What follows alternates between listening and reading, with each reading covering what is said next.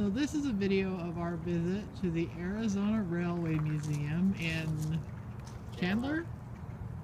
I always get Chandler and Gilbert mixed up.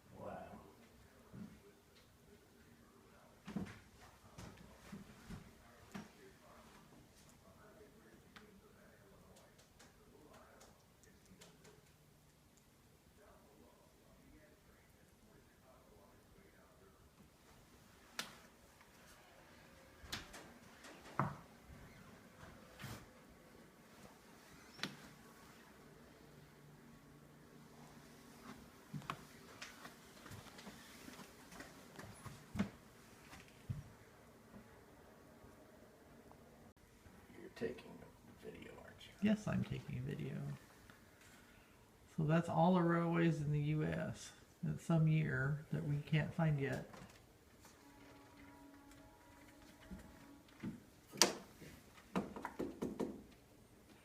Does it still have like Hiawatha in there? Right up in here.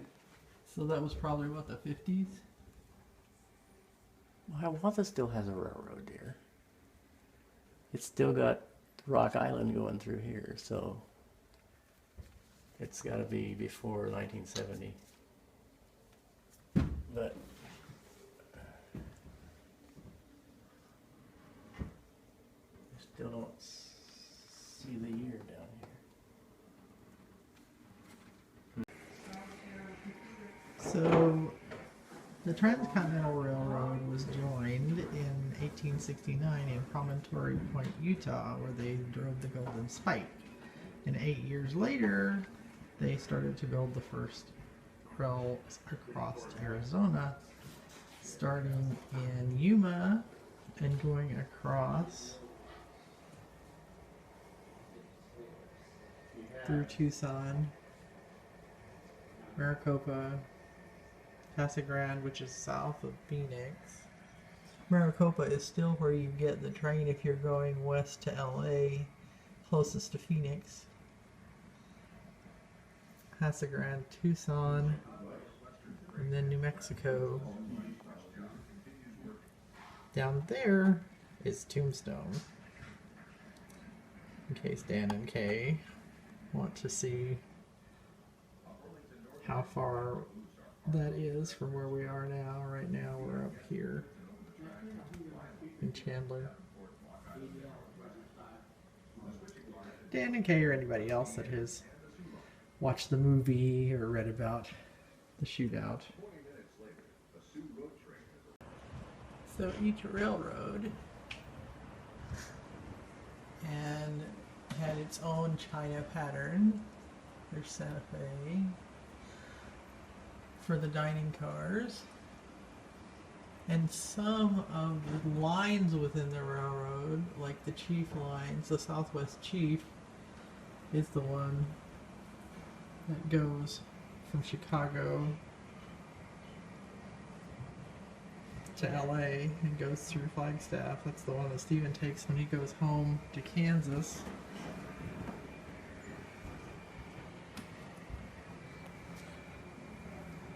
The Southwest Chief had the California Poppy, it says, the chief trains, the different rail routes that they called this and that, and the other chief had the California Poppy pattern. The Super Chief from the Santa Fe line had this Membrano, like the Membres Toltec peoples, had this China. And the display says that when the trains were main transportation, on any given night there was as many people sleeping and eating on trains as there were in all the hotels in the U.S. This is the party caboose.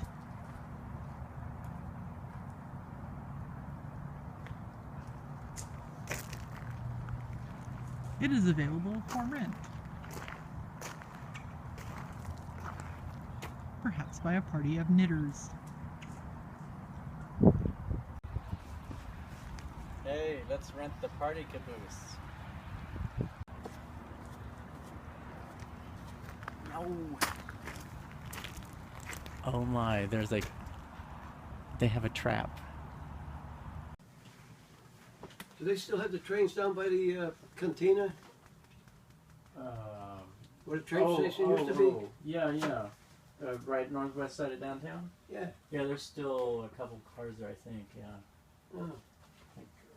Mostly cabooses, I think. Cabooses, I've seen them. Yeah, they use them as offices.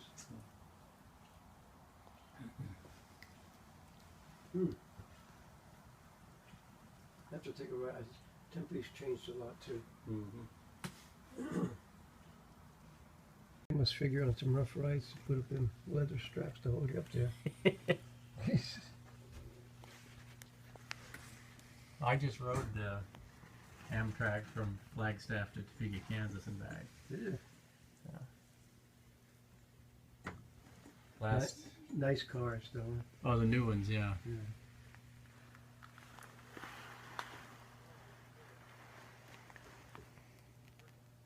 And they just made a small single-person cabin. So there's the upper bed when it's not made up.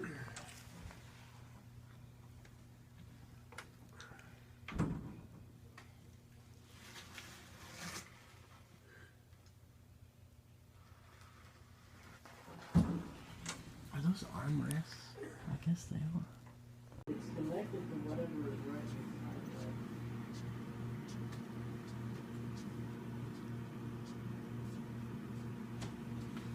I know some of the people I work with have asked me about, oh, they've never been on a train.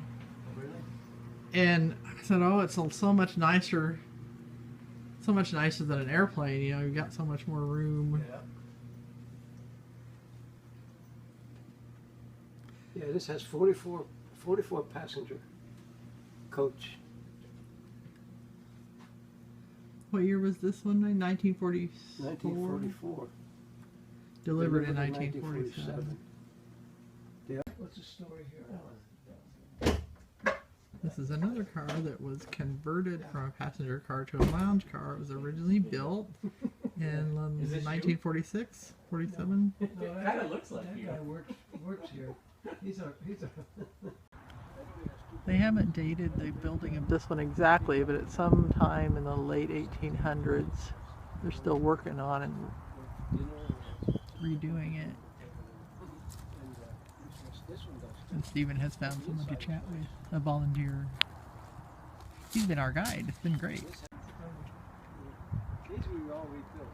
We rebuilt that one, we rebuilt this one, and this one we painted it and fixed all the windows and all the other things that were broken. I'll show you inside. So that caboose was built in Arizona and used to run from Ajo to Gila Bend. It should still be bad. Yeah. Are you filming? Yes. Filming, videoing. Derail.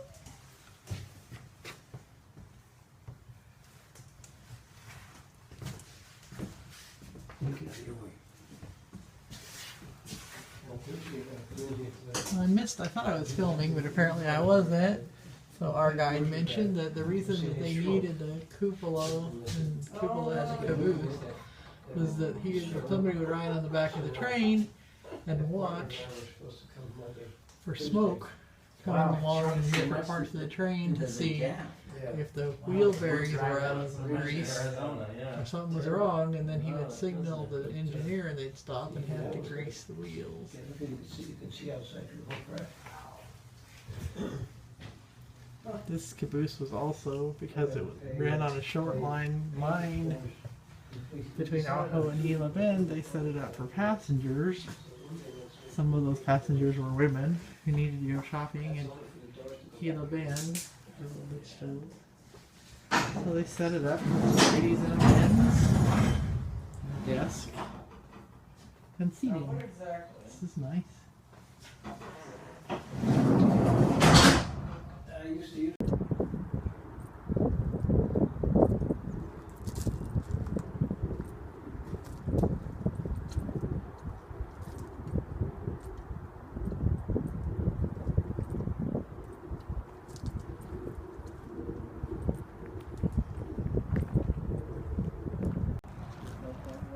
This one's privately owned. The owner stores it here.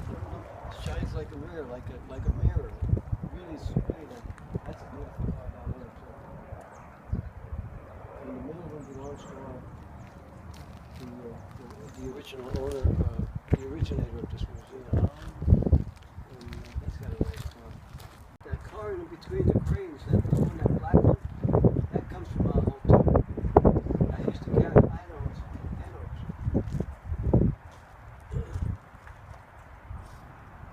This is the other side of the privately owned one. Isn't it beautiful?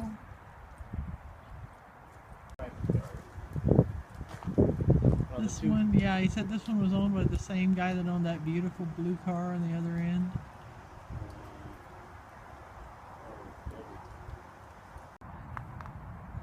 It's a Toronto Transit trolley.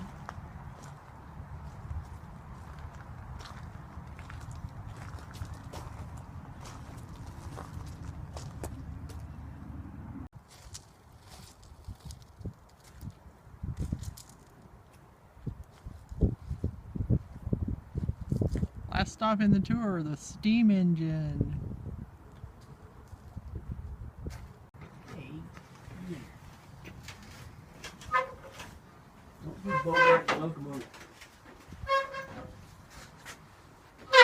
Squeak. Somebody's been sitting there today. Look at the heaters for the feet. Is that what that is? Of course that's it. Steam goes through the pipes, yeah.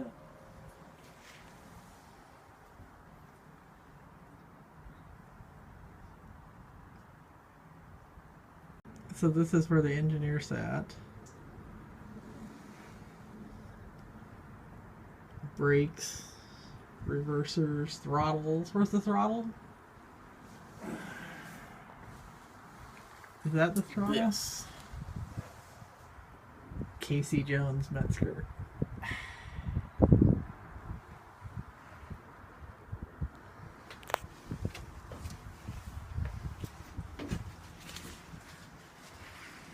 And there's the firebox where you open it up and shovel coal in it. No. Isn't it?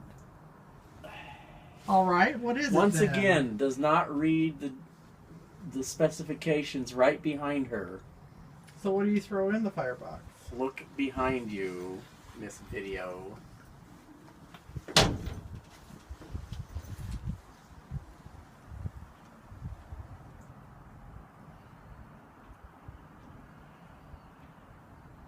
Oil burning.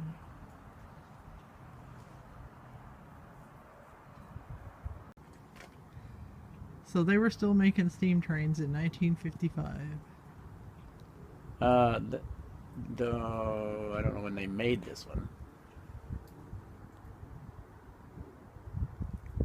I'm not sure when they made it. Here, this. Let's go here.